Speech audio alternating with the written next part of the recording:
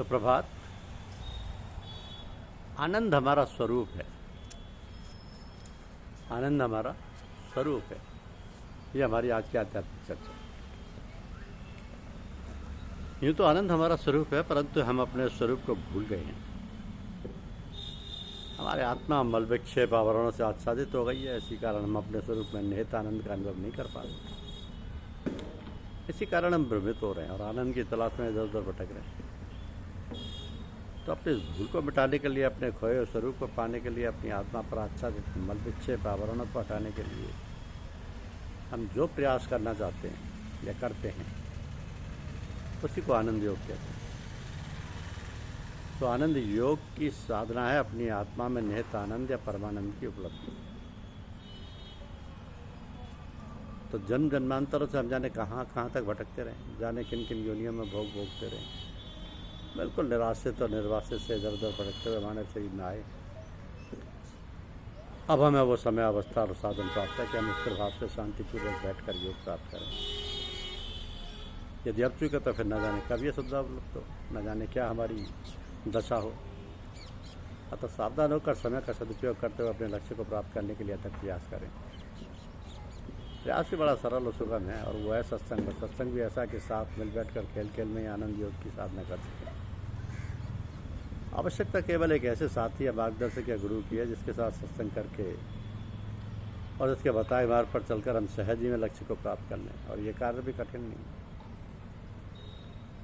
चाहने वाले को, खोजने वाले को सब कुछ मिल ही जाता है, परंतु हमारी चाह सच्ची और निष्कपट होनी चाहिए। उसके बीच में कोई और चाह या सांसारिक इच्छा ना आने पाए, वरना सब गड़बड़ हो जाएगा।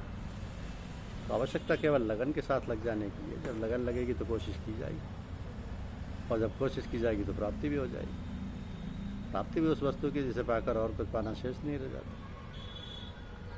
तो इस अवस्था में पहुँच जाना और वहाँ स्थित प्राप्त करके रसवश जाना ही आनंद योग का लक्ष्य। आनंद योग की साधना तब विशेषकर सुलभ और सहज हो जाती है जब हम भगवत कृपा, गुरु कृपा का पूरा सहारा, आसरा और भरोसा लिए रहते हैं। क्योंकि कृपा तो असाधारण रूप से सतत काम करती है।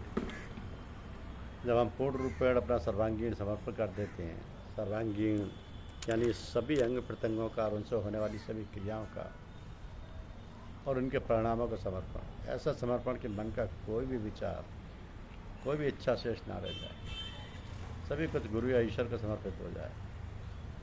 तो यह अवस्था अत्यंत सूक्ष्म है, और उसके लिए बहुत सावधान होकर निरख परख करने की सतत आवश्यकता है।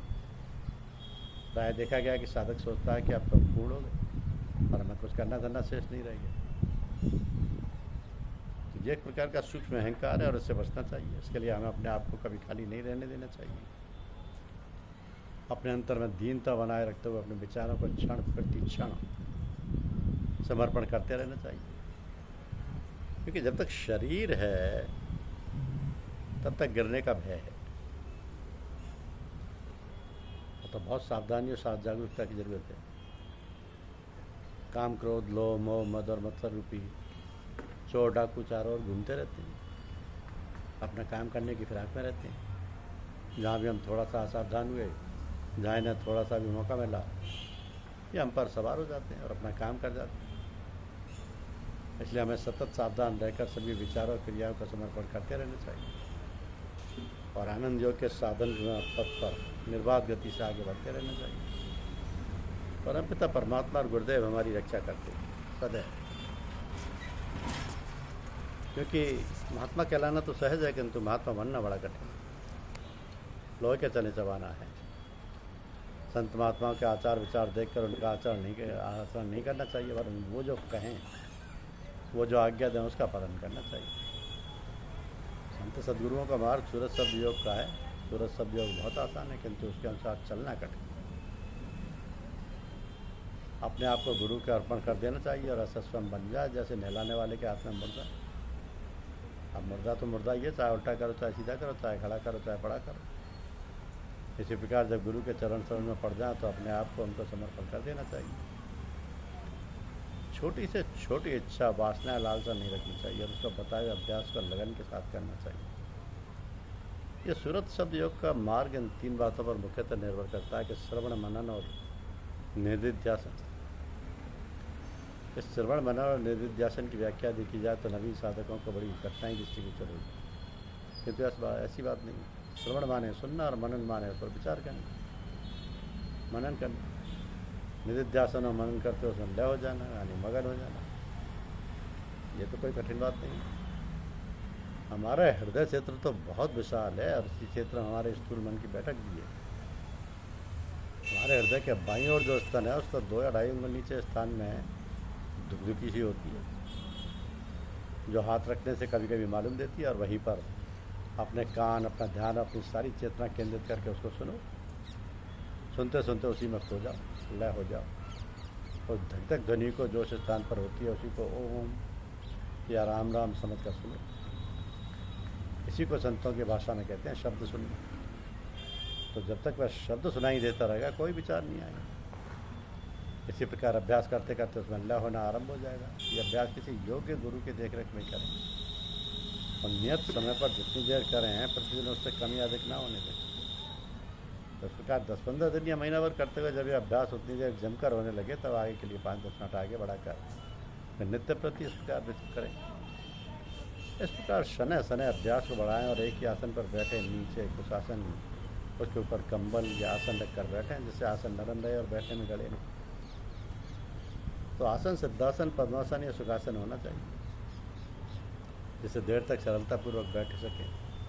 अभ्यास के साथ साथ अपने गुरु का सानिध्य अपने अंतर और बाहर बनाए रखना चाहिए। ज्ञात रहे कि गुरु के बिना साधन करना बड़ा भयानक है, तो गुरु से संपर्क अवश्य बनाए रखना चाहिए, जिससे जो भी कठिनाई हो या कोई नई बात दिखाई दे उसकी जानकारी गुरु से करते रहें और उन्हें पूरी तौर से अपनी हालत बतलाते रहें। फिर कोई खतरे भय की आशंका नहीं रहती। गुरु भी सोच समझकर जानबूझकर निरख परख कर करना चाहिए, क्योंकि आजकल बनावटी साधु गुरु बहुत ठगते फिरते हैं। तो करना ये है कि आप अपने गुरु के प्रति पूरी श्रद्धा बनाए रखिए, गुरु पर पूरा भरोसा रखिए, गुरु को समर्पित रहिए और गुरु आपको स्वतः ही आध्यात्मिक ऊंचाइयों पर पहुंचाते रहेंगे। धन्यवाद। YouTube चैनल को लाइक और सब्सक्राइब अवश्य कीजिए। शुक्रिया।